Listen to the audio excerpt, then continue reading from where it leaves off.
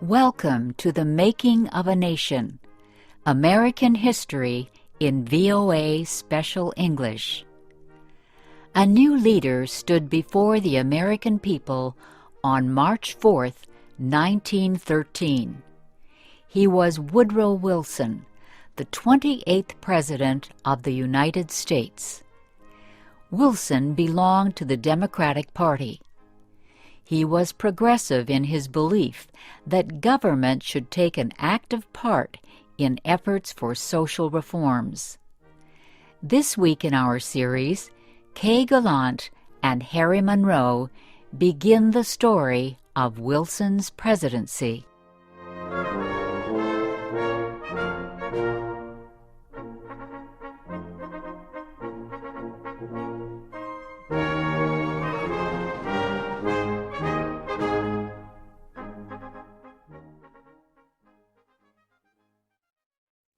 Woodrow Wilson had spent most of his life at Princeton University.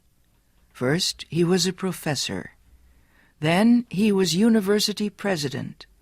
Next, Wilson was elected governor of the state of New Jersey. His early success as governor made him a leading candidate for the Democratic presidential nomination in 1912. Wilson traveled widely around the country during the campaign. He made speeches to many groups. He tried to make himself and his ideas known to as many Americans as possible. Wilson called his program the New Freedom. One of his campaign promises was to fight for better conditions for America's small business owners. Such proposals helped him win the Democratic nomination for president. Then he defeated President William Howard Taft and former President Theodore Roosevelt in the election. Woodrow Wilson, the former president of a university, had become the president of a nation. The largest crowd in Washington, D.C.'s history welcomed Wilson outside the Capitol building on the day of his inauguration. He called on the American people to join him in making the country a better place. "Our duty," Wilson said, "is to correct the evil without hurting the good. I call all honest men, all patriotic, all forward-looking men to my side."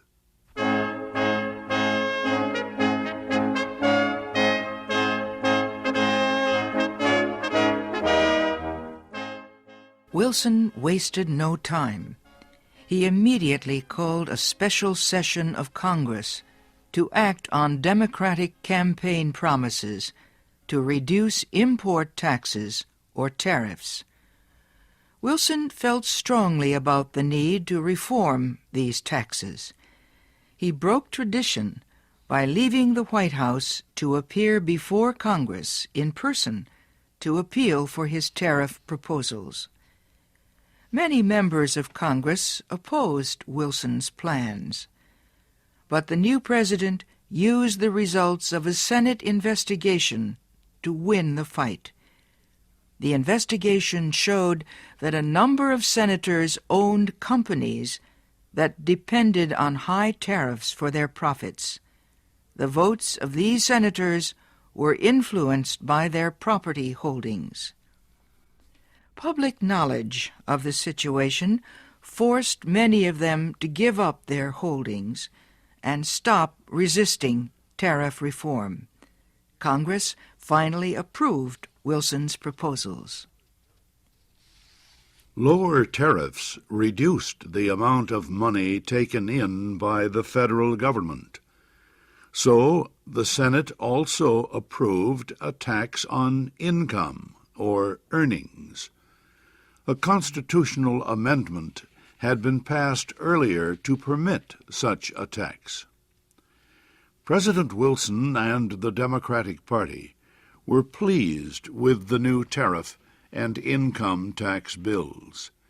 But they were far from finished. Next, they turned their efforts to reform of the banking industry. For several years, many people had recognized the need for changes in the banking system. The old system of uncontrolled private banks had developed years earlier, before the United States became a major industrial nation. Many people agreed that a more modern system was needed, but they could not agree on details. President Wilson said control of the nation's wealth was held by too few men. He noted a report that said just 2 men controlled 10% of the total wealth of the United States. Wilson said the nation needed a money supply that could be increased or reduced when necessary to correct economic conditions. He said a method was needed to let banks help each other during economic emergencies. And, he said, laws were needed to prevent a few wealthy men from using the economic resources of the country for their own purposes. Finally, Wilson said the control of this system of banking must be public, not private. It must belong to the government itself.